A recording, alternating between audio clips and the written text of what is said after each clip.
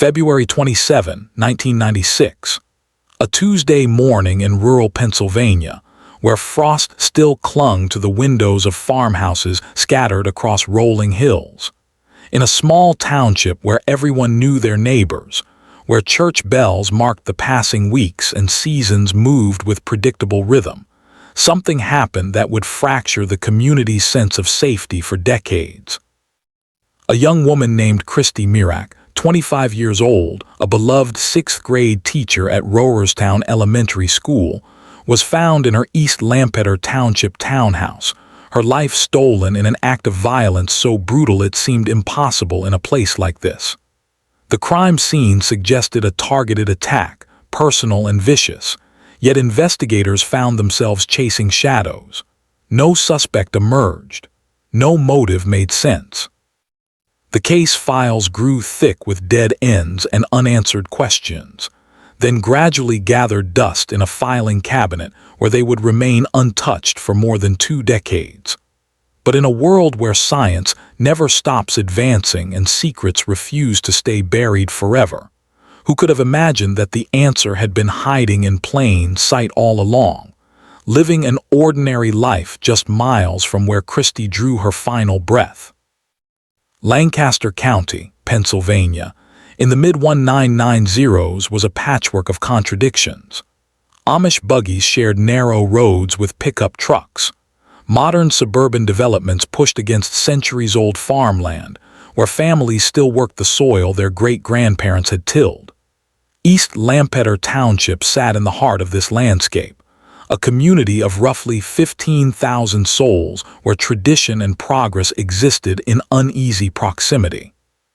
Strip malls and fast food restaurants lined Route 30, the main commercial artery, while just minutes away, one-room schoolhouses taught children by candlelight and horses pulled plows through fields of winter wheat. Christy Mirak had chosen this place deliberately. She had grown up in the area, graduated from Millersville University just down the road, and returned to teach the children of families she had known her entire life. 25 years old, with dark curly hair and an infectious enthusiasm for education, she had found her calling in room 121 at Rowerstown Elementary. Her students adored her. Parents requested her class. She decorated her classroom with bright posters and kept a treasure chest of small rewards for good work. She stayed late grading papers and arrived early to prepare lessons. Teaching was not simply what Christy did. It was who she was. She lived alone in a townhouse on Greenfield Drive, a modest 2-story unit in a quiet complex where neighbors kept to themselves but noticed each other's routines. Her silver car sat in the same parking spot each evening. Her lights went out around 10 o'clock most nights. She left for school each morning around 6:45, always punctual, always prepared.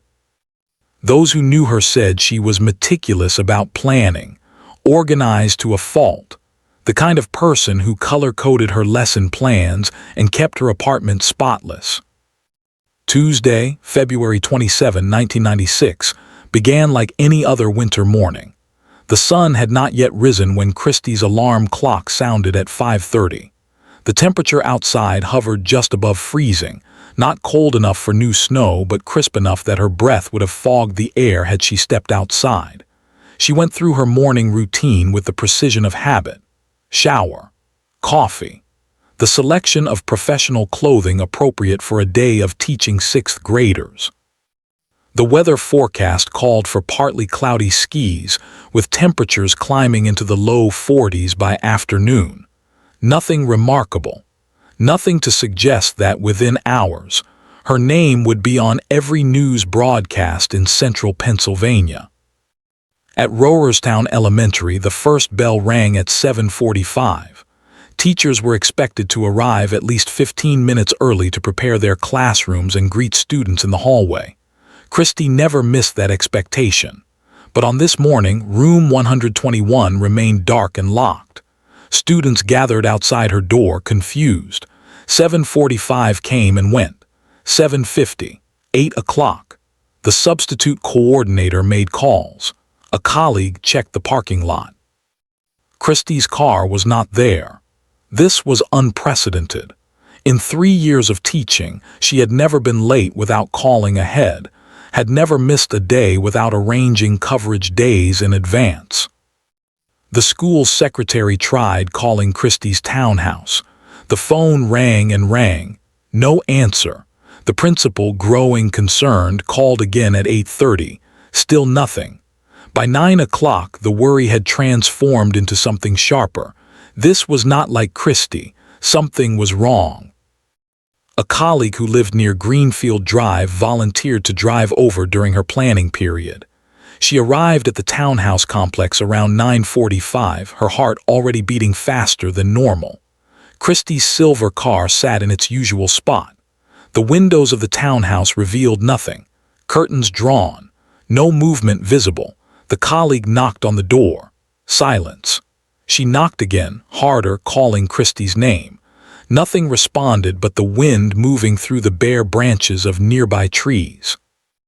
The East Lampeter Township Police Department received the call at 10:07. A concerned colleague reporting a missing teacher. Officers arrived within minutes, their patrol car rolling slowly through the parking lot as if the mere presence of law enforcement might somehow restore normalcy. They knocked on the door. No response. They called through the windows. Silence. The front door was locked. Everything appeared secure from the outside. But the back door, accessible through a small wooden deck, told a different story. The door was unlocked. Not broken. Not forced. Simply unlocked, as if someone had opened it and forgotten to secure it behind them. Officers announced their presence and entered. The first officer through the door saw nothing unusual in the kitchen. Clean counters, dishes neatly stacked, a coffee maker that had not been used that morning. They moved into the living room. The television was off. Mail sat unopened on a side table. Everything suggested a person who had simply stepped out, who would return at any moment. Then they climbed the stairs to the second floor.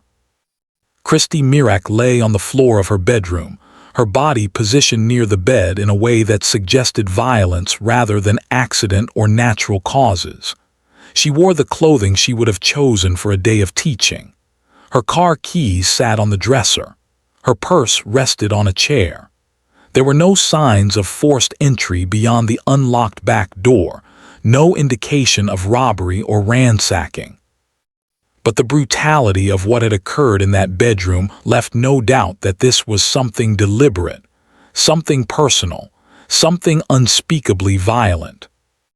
The officer who found her backed out of the room immediately, his training taking over even as his mind struggled to process what he had just seen. He radioed for backup, for detectives, for the coroner. Within 20 minutes, Greenfield Drive filled with emergency vehicles. Police cordoned off the entire townhouse. Neighbors emerged from their units, drawn by the commotion, their faces registering confusion and then horror as word spread through the complex. The beloved teacher from Rowerstown Elementary was gone. Someone had taken her life in her own home, in the early morning hours when the world should have been safe and quiet.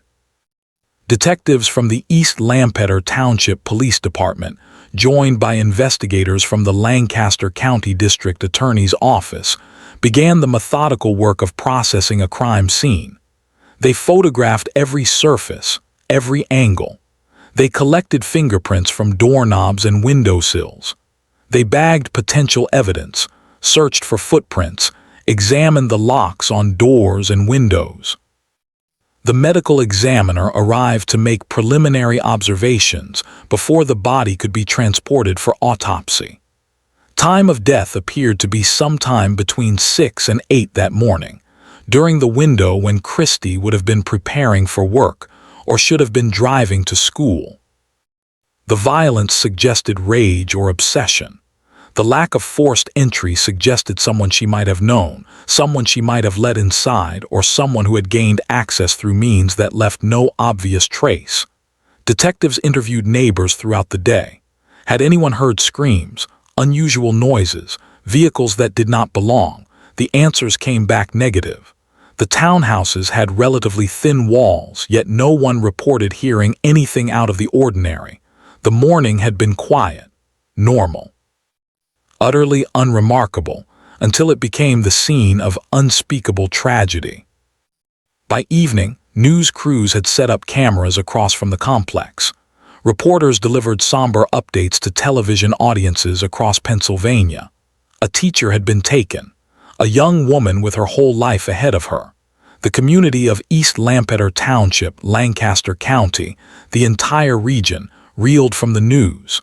Parents picked up their children from school early, suddenly afraid of threats they could not name or defend against. Neighbors locked doors that had previously been left open. Trust, that invisible foundation of small-town life, began to crack. The search for answers had begun, but the questions already seemed overwhelming. Who would want to harm Christy Mirak? Who had been in her home that morning? And how could someone commit such an act and then vanish into the ordinary landscape of a Tuesday in Pennsylvania, leaving behind nothing but grief and mystery? Part 2. The Investigation. The investigation into Christy Mirak's case consumed East Lampeter Township for weeks, then months. Detectives worked 16-hour days, following every lead, interviewing hundreds of people, constructing timelines and examining relationships with microscopic attention. The community responded with an outpouring of cooperation and grief. Vigils were held. Reward funds were established. Tips flooded the police department's phone lines, each one logged and investigated, most leading nowhere. Investigators began with the fundamentals. Who was Christy Mirak? What were her habits, her relationships, her daily routines? They interviewed family members, colleagues from Rowerstown Elementary, friends from college, acquaintances from church. The portrait that emerged was of a woman whose life was remarkably free of conflict or controversy. She did not have enemies. She was not involved in disputes. Her relationships were healthy and stable. She dated occasionally but was not currently involved with anyone. She was close to her family, devoted to her students, well-liked by everyone who knew her. The physical evidence from the scene was processed with the best technology available in 1996. Fingerprints were lifted and compared against databases. The medical examiner's report provided details about the nature of the attack, the timeline, the cause of death. But the most crucial piece of evidence, the one that would eventually break the case wide open more than 2 decades later, was biological material collected from the crime scene. In 1996, DNA analysis was still in its relative infancy. The technology existed, but was nowhere near as sophisticated or accessible as it would become. The samples were preserved, cataloged, and stored, waiting for a future that investigators could not yet imagine. Detectives pursued traditional investigative methods with relentless determination. They looked at registered offenders in the area.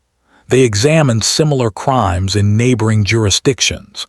They investigated whether Christy might have had a stalker, someone who had become fixated on her without her knowledge. Teachers at the school were interviewed. Students' family members were considered. The net was cast wide, but every lead seemed to evaporate under scrutiny. Those who knew the investigators said they worked with a kind of desperate intensity. This was not just another case.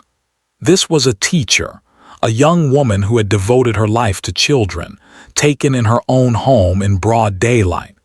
The brutality of it, the randomness of it, the sheer wrongness of it, drove them forward even as the evidence refused to point in any clear direction. Weeks turned into months. The media attention began to fade. Other stories claimed the headlines. The reward fund grew but produced no breakthrough.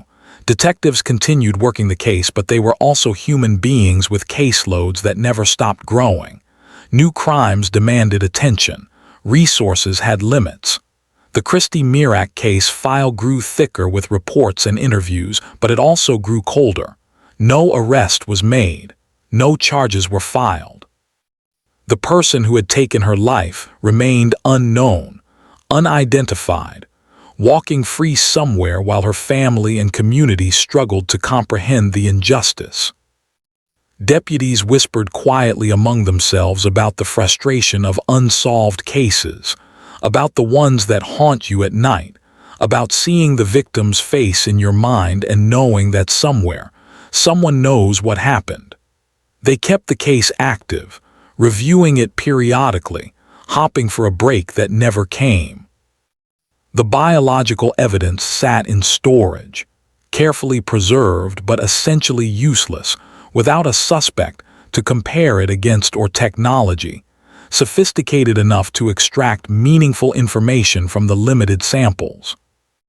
The community tried to move forward. Memorials were held for Christy. A scholarship was established in her name at Millersville University for students pursuing elementary education. Her classroom at Rowerstown Elementary was eventually reassigned to a new teacher, though colleagues said it never felt quite the same. Students who had been in her class that year carried the memory with them, the understanding that their beloved teacher had been taken, that the world was not always safe or fair or just. Her family endured what no family should have to endure. The grief was compounded by the absence of answers, the lack of justice, the knowledge that whoever had done this was still out there, living their life while Christie's had been stolen. They appeared at press conferences urging anyone with information to come forward. They marked anniversaries with renewed pleas for justice, but years passed without resolution. 1 year, 2 years, 5 years, 10 years. The case remained officially open but practically dormant. Investigators who had worked the case moved on to other assignments, retired, or passed away themselves. The file was transferred between departments as jurisdictions reorganized and technology systems updated. New detectives would occasionally review the case, bringing fresh eyes to old evidence, but the fundamental problem remained unchanged. They had DNA evidence but no suspect to match it against. They had a victim but no clear motive. They had a crime scene but no witnesses. The case was a puzzle with missing pieces, and without those pieces, the picture could not be completed. For those who have ever doubted whether justice delayed is justice denied, the Christy Mirak case seemed to answer with a resounding yes. 20 years passed, then 21, 22. The world changed dramatically in those decades. Technology advanced. DNA analysis became exponentially more sophisticated. Databases expanded. Investigative techniques evolved. Cold cases across the country began to be solved using methods that had not existed when the crimes were committed. But Christie's case remained unsolved. A file in a cabinet, a name in a database, a memory growing dimmer with each passing year. And yet the evidence remained. The biological samples carefully preserved in 1996 waited patiently in storage, holding secrets that science was only beginning to learn how to unlock. The truth was there, encoded in genetic material too small to see with the naked eye, waiting for the moment when technology and determination would finally intersect. Part 3. The Silence. Time has a strange way of moving in the aftermath of tragedy. The days immediately following Christy Mirak's passing stretched out with unbearable slowness. Each hour waited with grief and shock. But then weeks became months, months became years, and suddenly more than 2 decades had passed in what felt like both an eternity and an instant. For Christy's family, the passage of time brought no relief, only a different kind of pain. The acute agony of early grief gradually transformed into a chronic ache, a permanent emptiness where their daughter, their sister, their loved one should have been. They attended family gatherings where her absence hung in the air like smoke. They celebrated holidays knowing one place at the table would forever remain empty. They marked birthdays she would never see, milestones she would never achieve. Her mother kept Christie's bedroom exactly as it had been. Clothes still hung in the closet. Photographs from college covered the walls. The stuffed animals from childhood sat arranged on shelves. Friends and family members gently suggested that perhaps it was time to pack things away, to create some distance from the pain, but her mother could not bring herself to do it. This room was evidence that Christie had existed, had lived, had mattered. To dismantle it felt like erasing her entirely. The community of East Lampeter Township moved forward because communities must, but something had changed. Parents were more cautious. Doors that had once been left unlocked stayed bolted. Strangers were viewed with suspicion. The sense that terrible things happened only in other places to other people had been shattered. If someone like Christie Mirak could be taken from her own home on an ordinary Tuesday morning, then no one was truly safe. Rowerstown Elementary held assemblies each February to remember her. Students who had not even been born when she passed away learned her story, understood that the scholarship program bearing her name had real weight and meaning. Teachers who had known her eventually retired themselves, taking with them the first-hand memories of her laugh, her teaching style, the particular way she had of making even the most challenging student feel valued and heard. Investigators who had worked the case carried it with them like a stone in their pocket, a constant reminder of unfinished business. Some had trouble sleeping on the anniversary of her passing. Others found themselves driving past the townhouse complex on Greenfield Drive, wondering if they had missed something, if there had been some lead they should have pursued more aggressively. The professional pride of law enforcement depends on solving cases, bringing perpetrators to justice, providing answers to families who deserve them. When a case goes cold, when years pass without resolution, it feels like personal failure even when logic says otherwise. For those who have ever experienced the weight of unanswered questions, who have lived with the knowledge that something terrible happened, and no one can explain why, the Mirak family's ordeal resonates with particular intensity. They existed in a state of permanent suspension, unable to fully grieve because the story had no ending, unable to move forward because the person responsible remained unknown and unpunished. Technology marched forward during those years. The internet transformed daily life. Cell phones became ubiquitous. DNA analysis advanced from a specialized technique to a routine investigative tool. Forensic genealogy emerged as a powerful new method for solving cold cases, using the same ancestry databases that help people trace their family trees to identify suspects through distant genetic relatives. Cases that had been unsolvable for decades suddenly cracked open. The Golden State Killer was identified in 2018 using genetic genealogy. Other long cold cases followed. Detective crews in Lancaster County watched these developments with growing interest. Could the same techniques work for the Mirak case? The biological evidence from 1996 had been carefully preserved. The DNA profile had been entered into CODIS, the National Database for Criminal Offenders, years earlier, but had never produced a match. That suggested the perpetrator either had no criminal record or had never been arrested for a crime that required DNA collection. But genetic genealogy worked differently. It did not require the perpetrator to be in a database. It only required distant relatives who had submitted their DNA to ancestry services, people who had no idea they might be genetically connected to someone who had committed a terrible crime decades ago. In late 2017, detectives from the East Lampeter Township Police Department and the Lancaster County District Attorney's Office made the decision to pursue genetic genealogy in the Mirak case. They partnered with Paraben Nanolabs, a company specializing in advanced DNA analysis and forensic genealogy.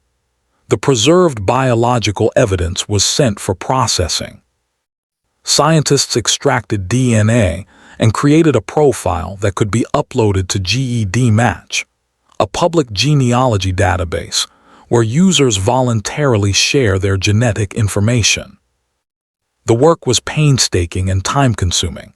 Genetic genealogists built family trees from the DNA matches, working backward through generations to identify potential suspects. They looked for males of the right age range who had lived in Lancaster County in 1996. They eliminated possibilities one by one. The process took months, but gradually the family tree narrowed. Branches were pruned away. The focus sharpened. By spring of 2018, investigators had a name: Raymond Charles Rowe, a 50-year-old man living in Pennsylvania, working as a disc jockey and wedding entertainer. Someone with no criminal record, no previous connection to Christy Mirak that anyone could determine, no obvious motive. But his DNA, according to the genetic genealogy analysis, should match the evidence from the crime scene. The question now was how to confirm that suspicion, without alerting him that he was under investigation. Detectives developed a plan. They learned that Rowe would be working as a DJ at an elementary school event in late June 2018.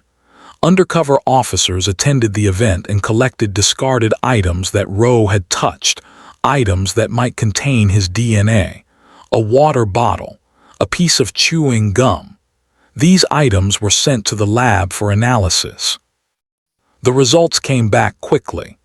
The DNA from Raymond Rowe's discarded items matched the DNA from the Christy Mirak crime scene.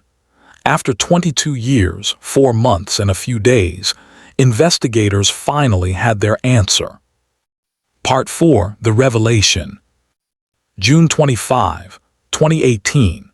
The arrest of Raymond Charles Rowe sent shockwaves through the same community that had been devastated by Christy Mirak's passing more than 2 decades earlier.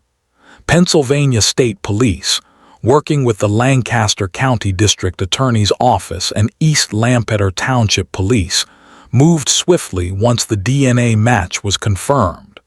They arrested Rowe at his home, taking him into custody without incident. He appeared stunned, according to those who witnessed the arrest, as if he could not quite believe this moment had arrived after so many years. The news broke across Pennsylvania like a thunderclap. Headlines screamed the details: cold case solved, genetic genealogy cracks 22-year-old case, teacher's killer finally identified. Television crews rushed to set up outside the courthouse, outside the police station, outside the townhouse on Greenfield Drive where Christy had been found all those years ago. Raymond Rowe's name meant nothing to most people. He was not a prominent figure. He had lived an unremarkable life working various jobs, performing as a disc jockey at weddings and school events, moving through the world without attracting particular notice or suspicion. Those who knew him expressed shock and disbelief. He seemed so normal, they said, so ordinary. The kind of person you would hire to play music at your daughter's wedding, not the kind of person who could commit an act of shocking violence and then carry that secret for more than 2 decades. But investigators had more than just DNA evidence. They had spent months building a case, gathering information, establishing that Rowe had been in the area on February 27, 1996. They had no clear motive, no obvious connection between Rowe and Christy Mirak.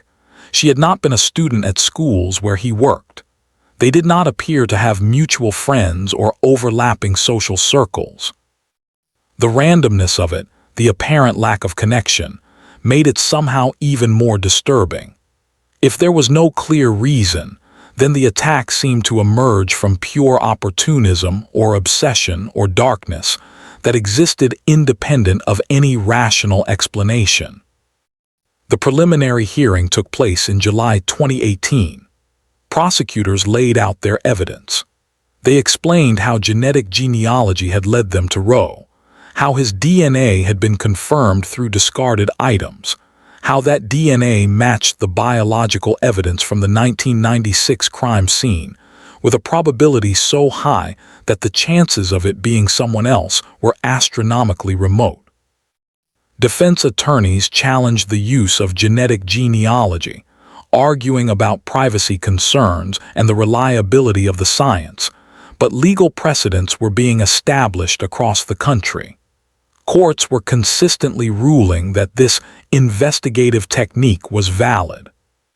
Christie's family attended the hearing, seeing for the first time the face of the person accused of taking their daughter from them.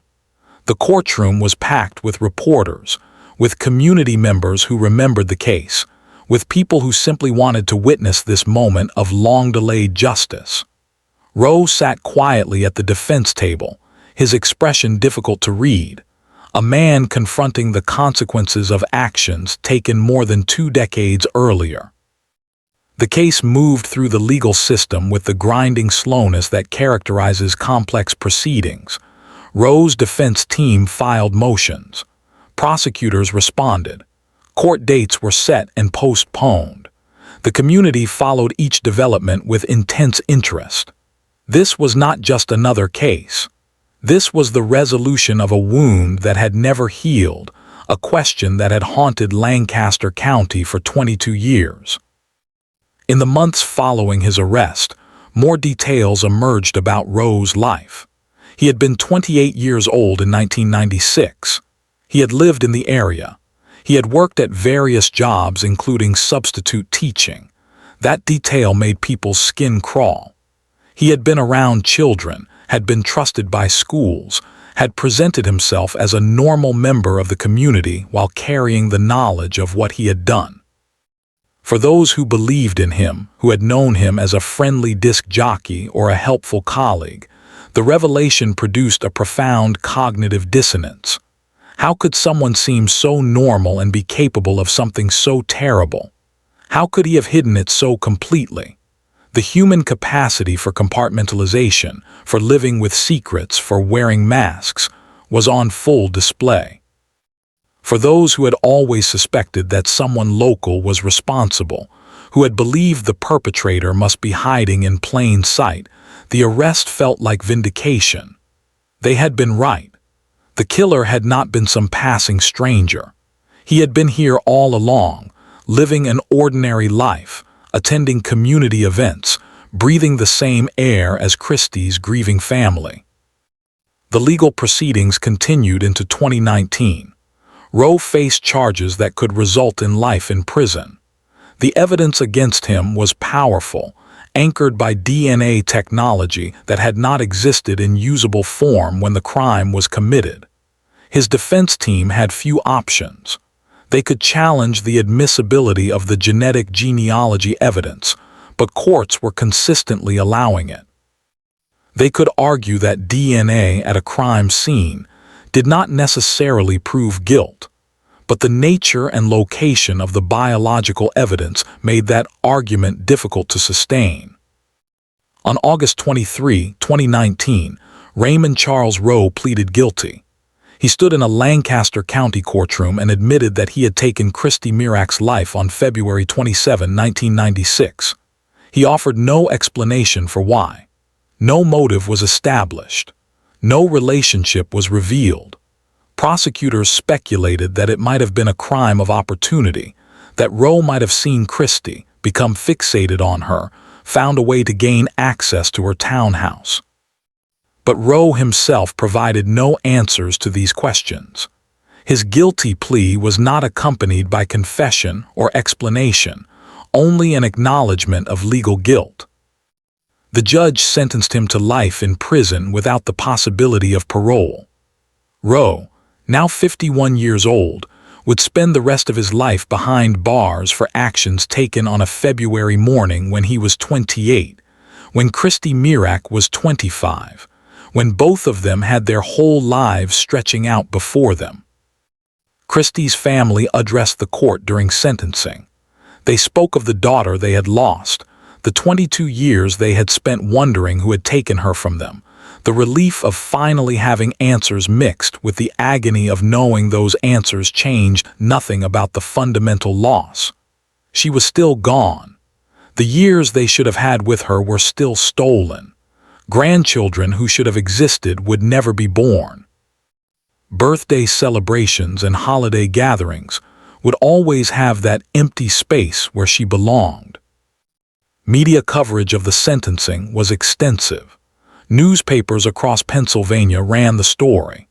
National outlets picked it up as an example of how genetic genealogy was transforming cold case investigations.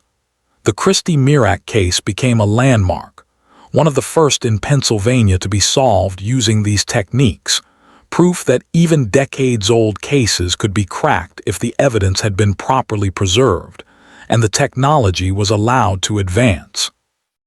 The community of East Lampeter Township finally had closure, or at least the closest approximation of closure that is possible when someone has been taken violently and prematurely. The question that had hung over the community for 22 years had been answered. The person responsible was behind bars. Justice, delayed for more than 2 decades, had finally been served. Closing. The case of Christy Mirak stands as both a tragedy and a testament. It reminds us that some secrets, no matter how carefully guarded, cannot remain hidden forever. It demonstrates that advances in science and technology can reach back through time to solve crimes that once seemed unsolvable. It proves that investigators who refuse to give up, who keep files open and evidence preserved, who wait for the tools that will finally break a case, can eventually bring answers to families who have waited in anguish for decades. Clears throat. But it also forces us to confront uncomfortable truths about randomness and evil, about how ordinary people can commit extraordinary acts of violence, and then resume their ordinary lives as if nothing happened. Raymond Rowe worked as a disc jockey at children's events while Christy Mirak's family grieved. He played music at weddings while her colleagues wondered who could have done such a thing. He moved through the world freely while a young teacher's potential remained forever unfulfilled. Her students forever robbed of the education and care she would have provided. Her family forever incomplete. The genetic genealogy techniques that solved this case have now been used in hundreds of investigations across the country. The technology continues to advance. More cold cases are being reopened and solved. Families who thought they would never have answers are finally learning the truth. But for every case solved, there are still countless others waiting. Files in cabinets, evidence in storage, families marking anniversaries and wondering if justice will ever arrive. Christy Mirak's memory lives on in the scholarship that bears her name, in the students she taught who still remember her kindness and dedication, in the community that never forgot her even when the case went cold. Her life mattered. Her loss mattered. And the 22-year journey to find her killer matters as a reminder that persistence and science and determination can eventually overcome even the most carefully hidden truths. If this story mattered to you, subscribe and hit the bell. Share the episode. Someone somewhere may still be waiting to be heard.